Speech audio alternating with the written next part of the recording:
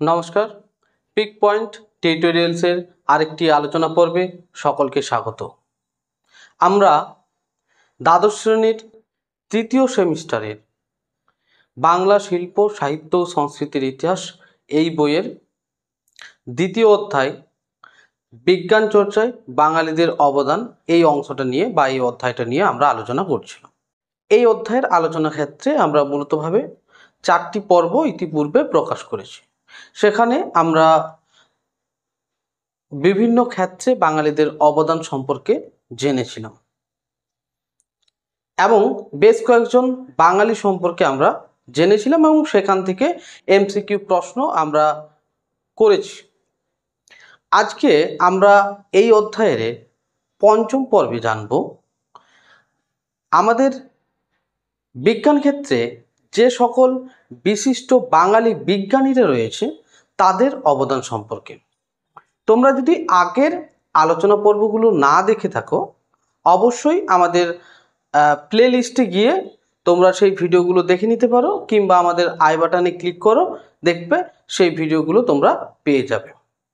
তাহলে শুরু করি আজকের আলোচনা। আজকের আলোচনার শুরুতেই আমরা যে বিজ্ঞানী সম্পর্কে জানব তিনি হলেন জগদীশ চন্দ্র বসু। তাহলে প্রথমেই জানবো আমরা জগদীশ চন্দ্র বসু সম্পর্কে। জগদীশ চন্দ্র বসু সম্পর্কে আমরা ছোটবেলা থেকে পড়ে এসেছি, কম বেশি আমরা জেনেছি। জগদীশ চন্দ্র বসু কে ছিলেন না, আমরা জানি তিনি একজন প্রসিদ্ধ বিজ্ঞানী ছিলেন। তার অবদানের মধ্যে আমরা জেনেছি খুবই গুরুত্বপূর্ণ একটা বিষয়, যে উদ্ভিদেরও প্রাণ আছে, উদ্ভিদেরও যন্ত্রণা হয়, উদ্ভিদরাও উত্তেজনায় সাড়া দেয়। এই সমস্ত তথ্যগুলো কিন্তু আমাদের জনসমক্ষে প্রথম পরীক্ষা করে দেখিয়েছিলেন এই জগদীশচন্দ্র বসু। তাহলে তার সম্পর্কে আমরা গুরুত্বপূর্ণ তথ্যগুলো আমরা জানব এবং আমাদের পরীক্ষার জন্য যেটুকু তথ্য উপযোগী সেইটুকু তথ্যগুলো আমরা কিন্তু খাতায় লিখে নেব। সুতরাং তোমাদের কাছে অনুরোধ, আমার ক্লাস যখন তোমরা দেখছো সাথে অবশ্যই একটা কলম এবং খাতা নিয়ে বসো, যাতে করে ইম্পর্টেন্ট তথ্য যেগুলো বলবো সেগুলো তোমরা লিখে নিতে পারো। তাহলে এই জগদীশচন্দ্র বসু আমরা জানলাম যে তিনি একজন প্রসিদ্ধ সুপরিচিত একজন বিজ্ঞানী ছিলেন। তিনি সারা পৃথিবী জুড়ে দেখিয়ে দেন যে গাছেরও প্রাণ আছে এবং গাছেরও চেতনা রয়েছে, তারা কষ্ট পায়, তাদের যন্ত্রণা হয়। এবং এই পরীক্ষা করতে দেখানোর ক্ষেত্রে তিনি ব্রোমাইড বলে একটা বিষাক্ত পদার্থের, তাহলে তিনি ব্রোমাইড বলে একটা বিষাক্ত পদার্থ, ব্রোমাইড, এই বিষাক্ত পদার্থটা ব্যবহার করেছিলেন এবং ব্যবহার করে দেখিয়েছিলেন যে কিভাবে একটা গাছ জীবিত থেকে যন্ত্রণার মধ্য দিয়ে মৃত্যুর কোলে ঢলে পড়ছে, অর্থাৎ একটা গাছ কিভাবে মারা যাচ্ছে। তিনি এই ব্রোমাইড নামক একটা বিষাক্ত পদার্থ বা বিষ ব্যবহার করে সেটা দেখিয়েছিলেন। তাছাড়া কি করেছিলেন না, তিনি তড়িৎ চুম্বকীয় তরঙ্গ ব্যবহার করে, তড়িৎ চুম্বকীয় তরঙ্গ ব্যবহার করে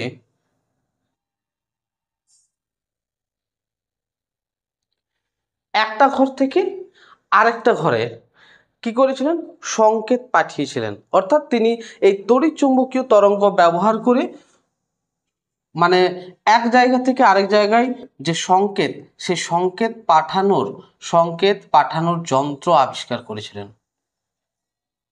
তাহলে আমরা বুঝলাম যে তিনি প্রথম ব্যক্তি যিনি গাছের প্রাণ আছে, গাছের যন্ত্রণা হয়, কষ্ট হয়, সেগুলো তিনি পৃথিবীর মানুষের কাছে তুলে ধরেছিলেন।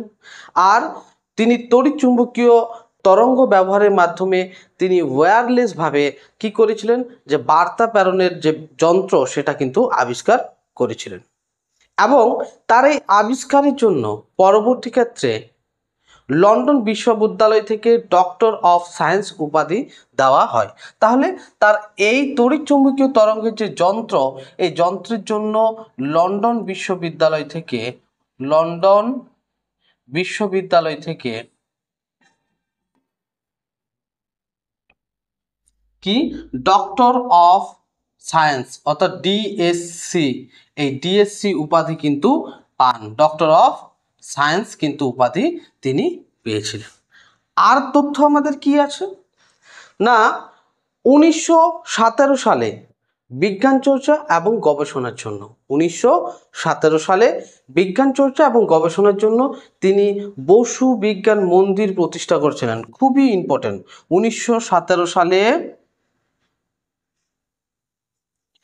বিজ্ঞান চর্চা এবং গবেষণার জন্য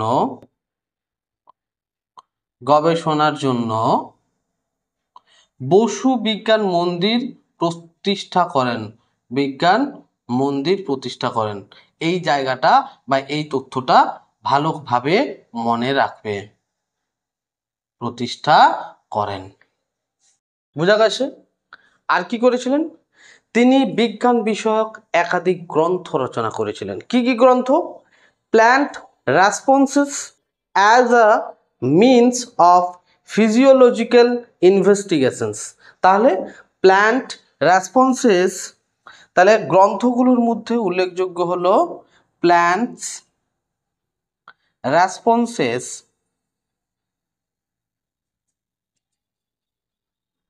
as a means of physiological investigation,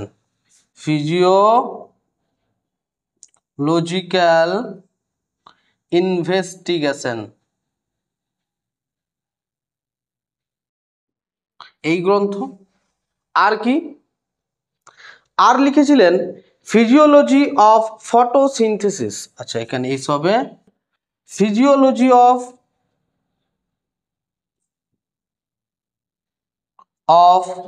photosynthesis,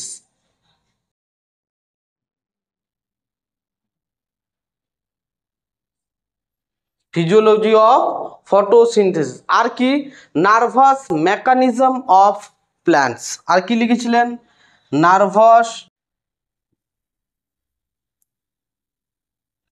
mechanism of plants, এই গ্রন্থগুলি তিনি কিন্তু লিখেছিলেন। এছাড়াও বাংলা ভাষায় তিনি রচনা করেছিলেন অব্যক্ত।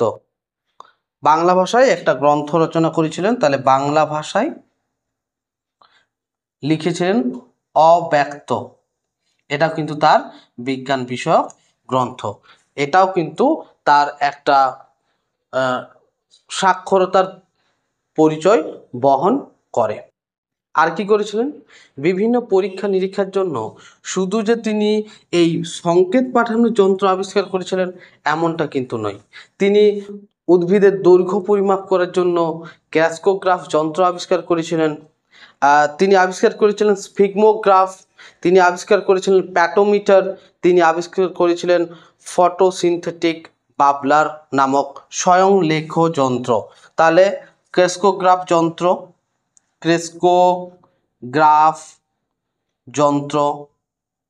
স্ফিগমোমিটার। আচ্ছা, আর কি করেছিলেন, পেটোমিটার এবং আবিষ্কার করেছিলেন ফটোসিনথেটিক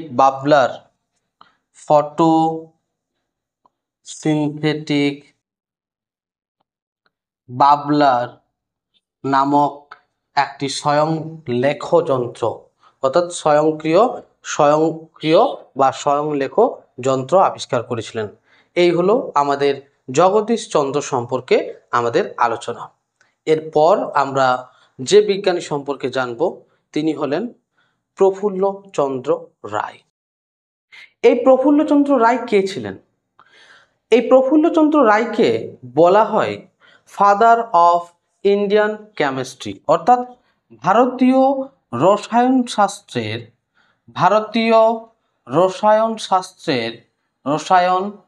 শাস্ত্রের পিতা বলা হয় এই প্রফুল্লচন্দ্র রায়কে। তিনি কি করেছিলেন না,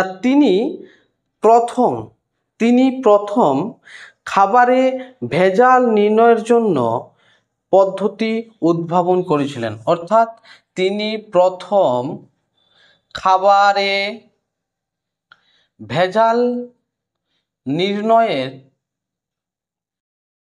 পদ্ধতি উদ্ভাবন করেন। আর কি করেন না, পারদ ঘটিত 11টি মৌল 11টি যৌগ তিনি আবিষ্কার করেন। আর কি করেছিলেন না, তিনি মার্কিউরাস নাইট্রাইট বলে একটা যৌগ আবিষ্কার করেছিলেন। তাহলে পারদ ঘটিত একটি যৌগ, যার নাম হলো পারদ ঘটিত যৌগ মার্কিউরাস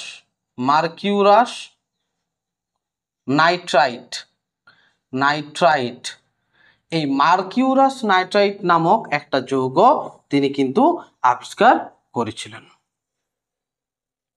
এখন আর কি করেছিলেন, গবাদি পশুর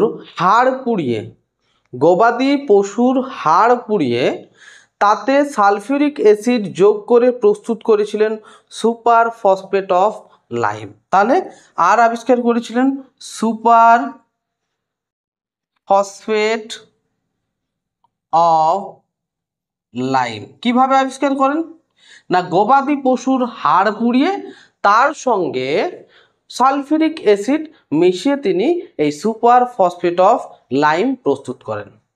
এছাড়াও 1901 খ্রিস্টাব্দে প্রতিষ্ঠা করেছিলেন Bengal Chemical and Pharmaceutical works.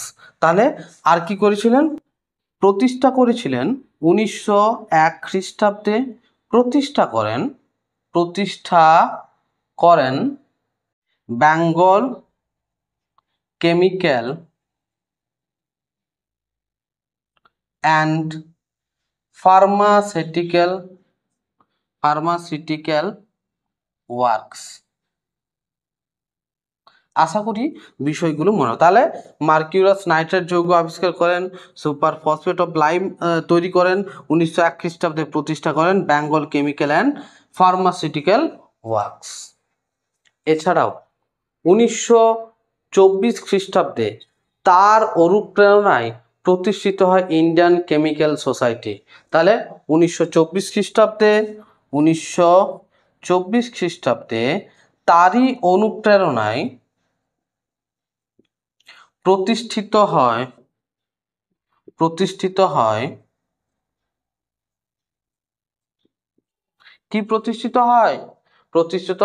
Indian chemical society. তাহলে কি প্রতিষ্ঠিত হয়, ইন্ডিয়ান কেমিক্যাল সোসাইটি। আর লিখেছেন অনেকগুলো গ্রন্থ। কি কি গ্রন্থ, life and experiences of a Bengali chemist, life and experiences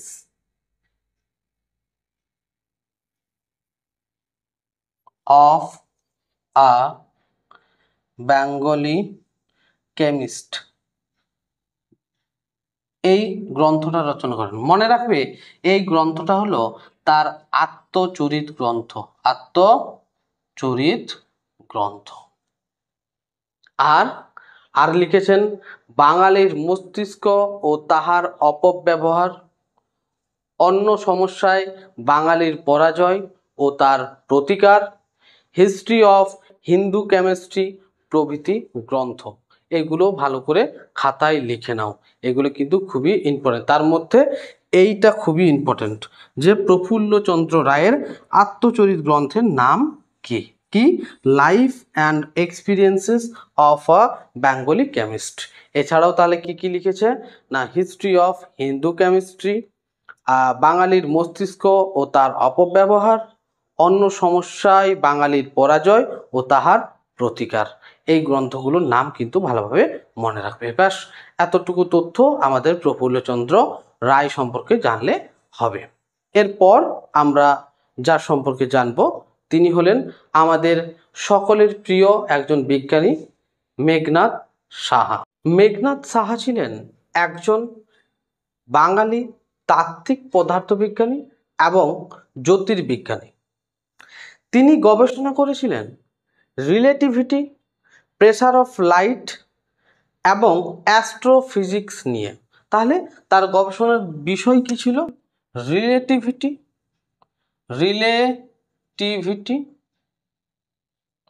pressure of light,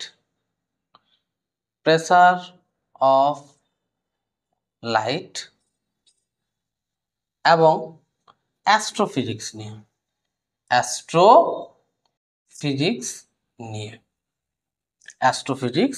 নিয়ে।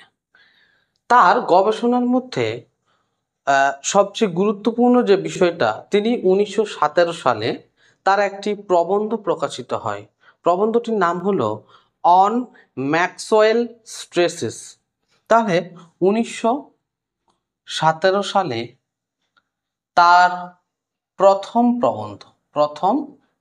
প্রবন্ধ অন ম্যাক্সওয়েল স্ট্রেসেস প্রকাশিত হয়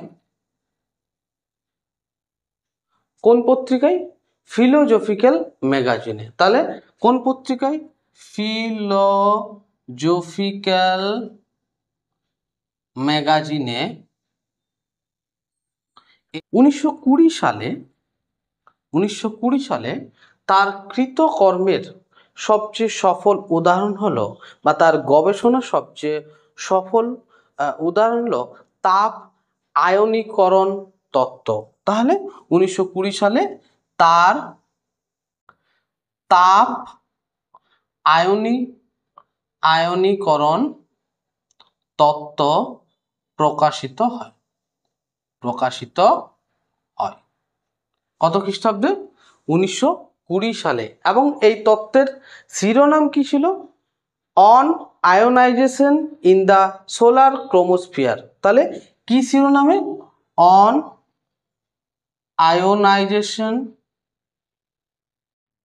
অফ সোলার ক্রোমোস্ফিয়ার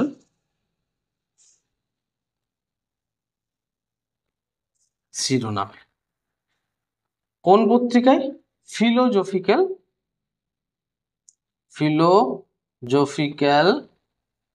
পত্রিকায় বা ম্যাগাজিনে।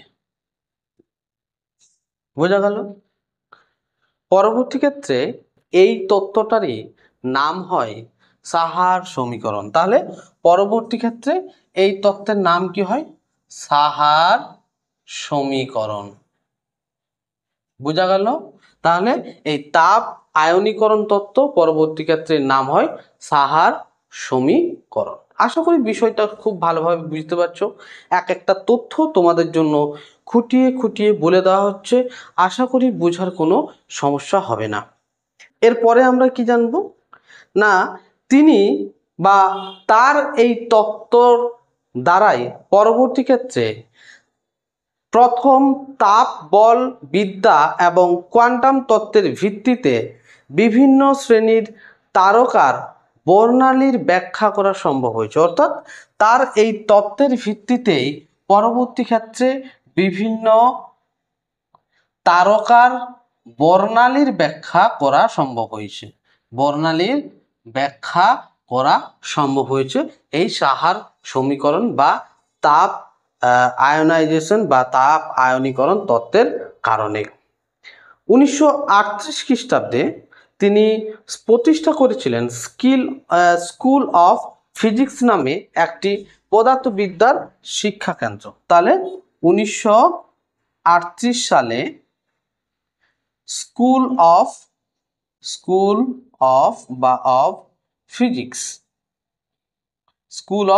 ফিজিক্স প্রতিষ্ঠা করেন। কোন সাবজেক্টের জন্য? না পদার্থবিদ্যা নিয়ে গবেষণা করার জন্য বা মূলতভাবে শিক্ষা লাভের জন্য। আর 1948 খ্রিস্টাব্দে তিনি গড়ে তোলেন ইনস্টিটিউট অফ নিউক্লিয়ার ফিজিক্স। খুবই ইম্পর্ট্যান্ট। 1948 সালে institute of of Nuclear physics গড়ে তোলেন। এটাও কিন্তু খুবই ইম্পর্টেন্ট। তাহলে 1948 সালে কি গড়ে তোলেন? Institute of Nuclear Physics. আর কি হয়? এছাড়াও তিনি প্রতিষ্ঠা করেছিলেন বেশ কয়েকটি সংস্থাগুলোর নাম তোমরা খাতায় লিখে রাখো। কি কি নাম? National institute of science, Indian association for the cultivation of science এবং গ্লাস সেরামিক রিসার্চ ইনস্টিটিউট। এই নামগুলো কিন্তু তোমরা খাতায় অবশ্যই লিখে রাখবে।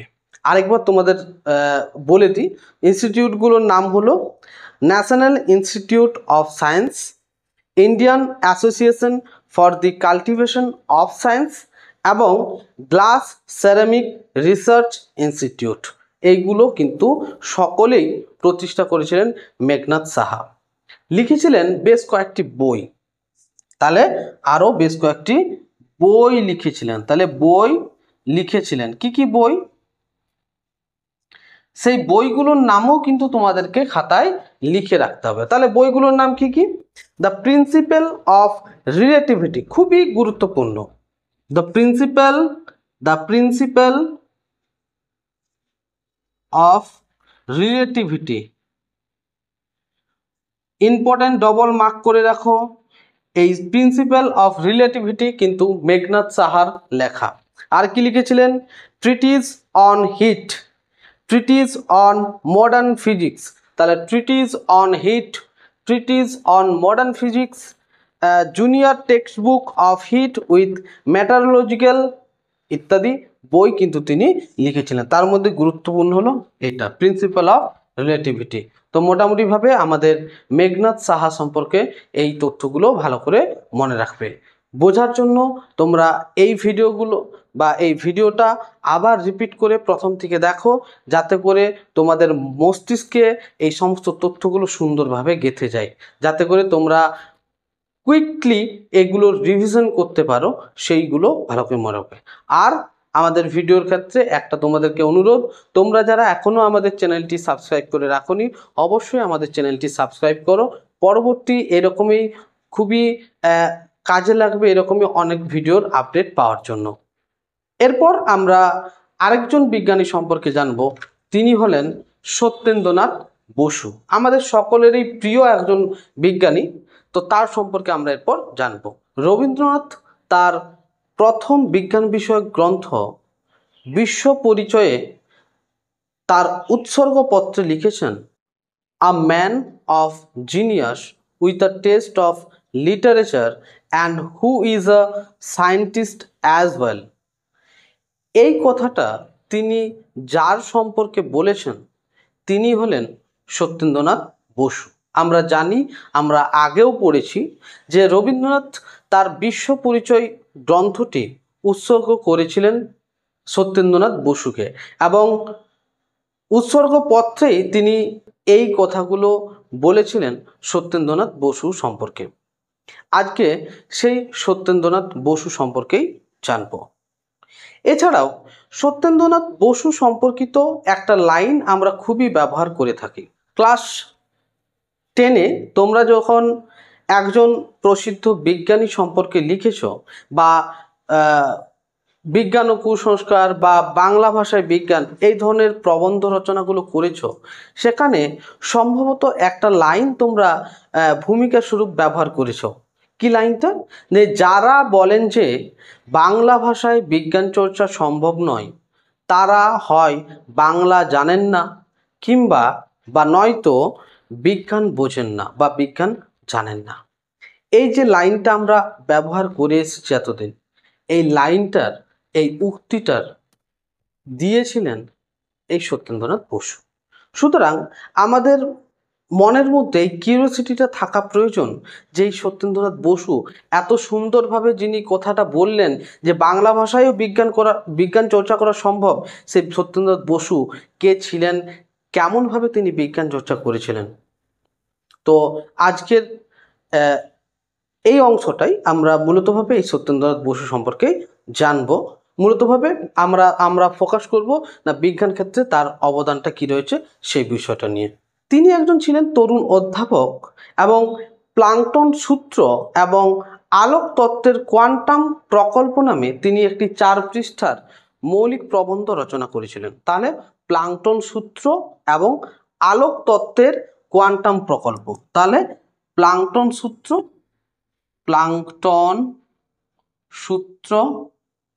এবং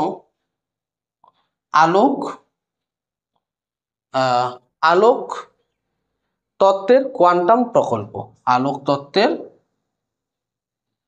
কোয়ান্টাম প্রকল্প। এই যে প্রকল্পটা, এই নামে তিনি একটি 4 পৃষ্ঠার প্রবন্ধ লিখেছিলেন এবং এই প্রবন্ধটা তিনি প্রথমে পাঠিয়েছিলেন কোথায়? এই যে ফিলোজফিক্যাল ম্যাগাজিন, আগে আমরা পড়লাম, সেই ফিলোজফিক্যাল ম্যাগাজিনে ছাপার জন্য পাঠিয়েছিলেন, কিন্তু সেটা ছাপার মতো করে তারা যে উপযুক্ত সেটা বোধ করেননি এবং পরবর্তী ক্ষেত্রে এই প্রকল্পটাই তিনি পাঠিয়েছিলেন কাকে?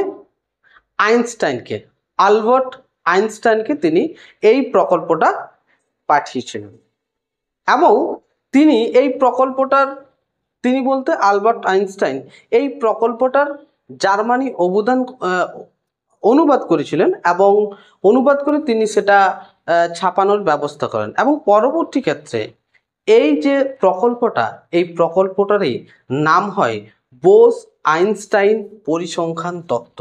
তাহলে এই প্রকল্পটারই পরবর্তী নাম হয় বোস আইনস্টাইন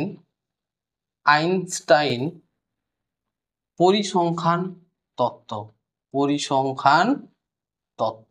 তো এই জায়গাটা খুব ভালোভাবে মনে রাখবে যে তিনি প্লাঙ্কটন সূত্র এবং আলোক তত্ত্বের কোয়ান্টাম প্রকল্প নামে প্রবন্ধটা লিখেছিলেন এবং পরবর্তী ক্ষেত্রে আলবার্ট আইনস্টাইন এটা জার্মানিতে অনুবাদ করে ম্যাগাজিনে ছাপানোর ব্যবস্থা করেন এবং পরবর্তী ক্ষেত্রে এই তত্ত্বটার নাম হয় বোস আইনস্টাইন পরিসংখ্যান তত্ত্ব এবং এই তত্ত্বের প্রেক্ষিতেই পরবর্তী ক্ষেত্রে বিভিন্ন বিষয়গুলো উদ্ভাবন হয় এবং তার এই তত্ত্বকে কেন্দ্র করেই কোয়ান্টাম সংখ্যা তত্ত্বের জনক বলা হয়। সুতরাং এখান থেকেই কি বলা হয় না, সত্যেন্দ্রনাথ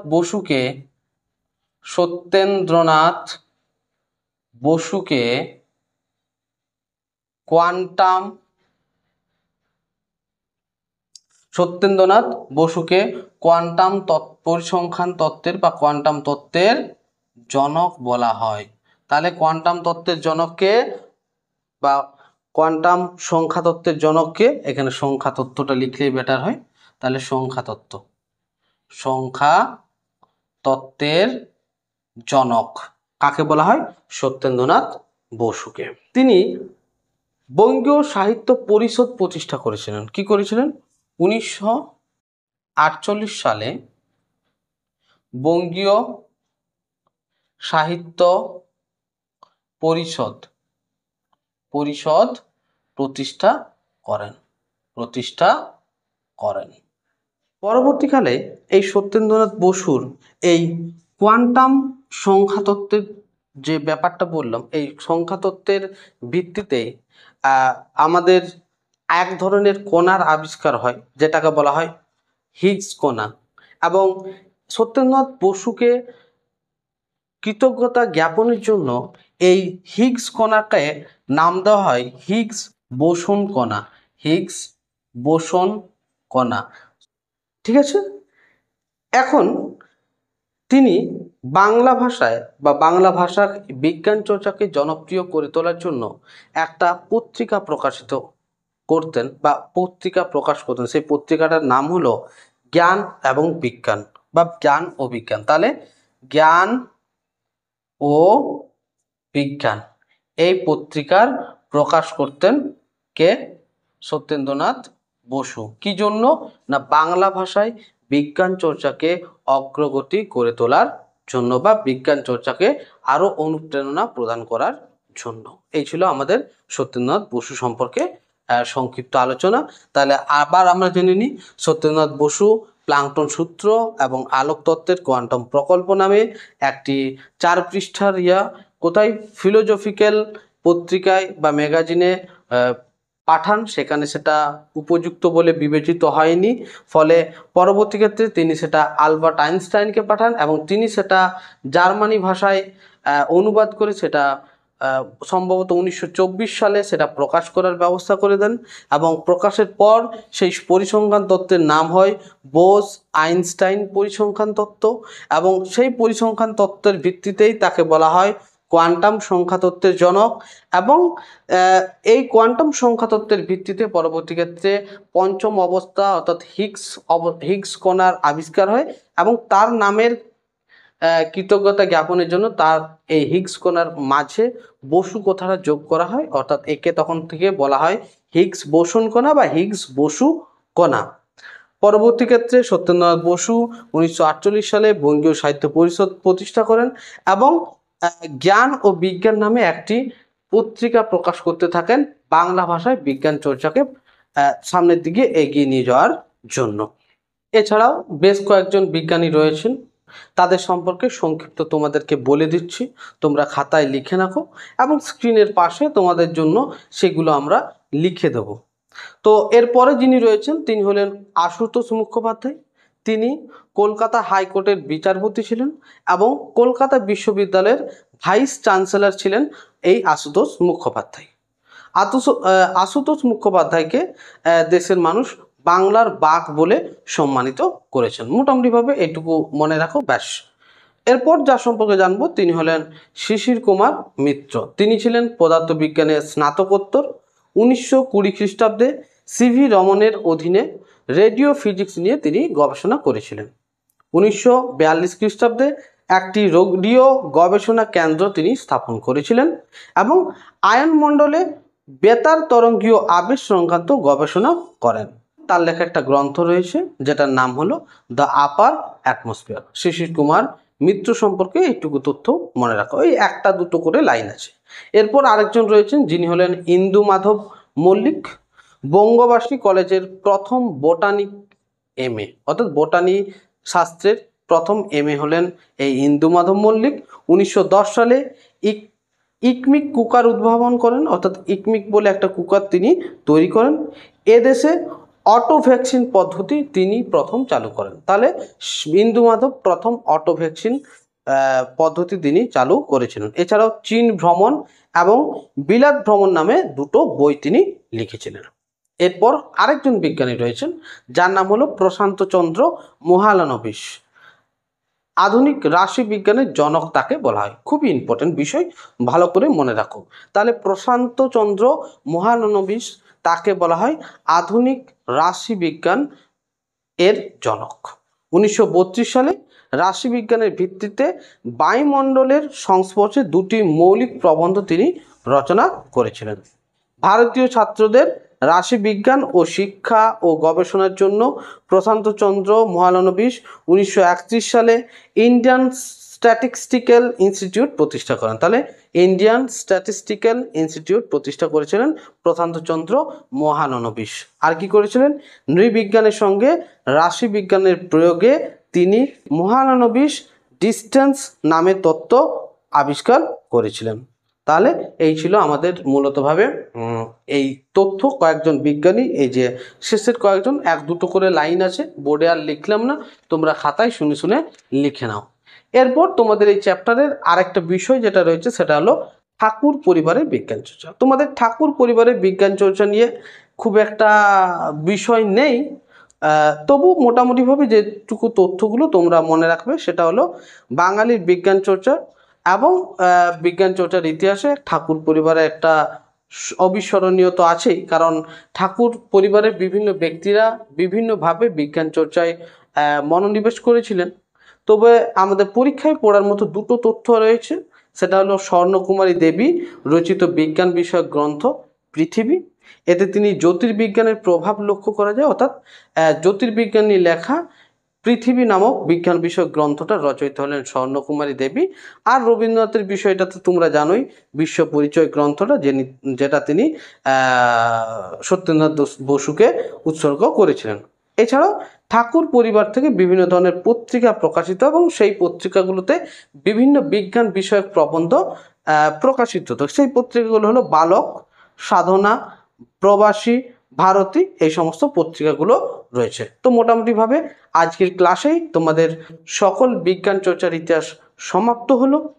তোমাদের এই 5টা পর্ব কেমন লাগলো অবশ্যই আমাদেরকে কমেন্ট করে জানাও।